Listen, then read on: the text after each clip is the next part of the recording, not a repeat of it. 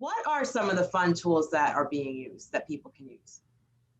And I love how you just, oh, I love the level of engagement that you have because you are so involved with every piece of it, which I think is, it shows that you care, which I think people need to know more than ever. They want to know that you care.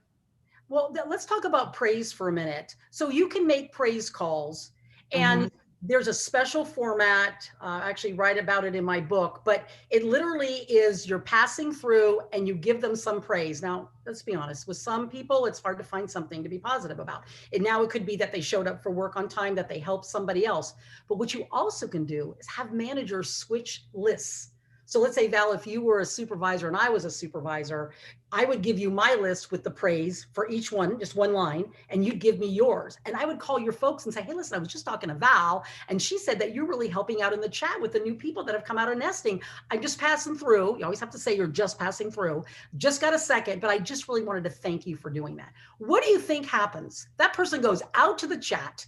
Now they're chatting. It's going viral across all the teams that somebody got a call, and I'm calling your folks over 2 or 3 days and you're calling my folks.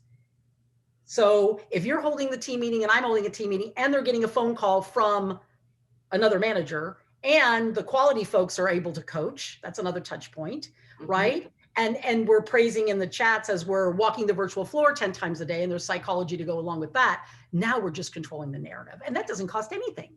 You can do That's that awesome. tomorrow, just like that. That's awesome. And that's so needed right now. People are isolated, they're lonely, they're depressed, they're anxious, they're fearful, they're like stranded on an island by themselves without being able to stand up in their queue, without being able to just throw up the flares and ask for help.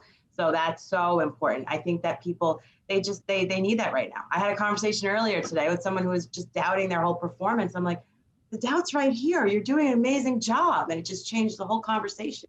When you give power to your doubts, you doubt your power. It's not worth it.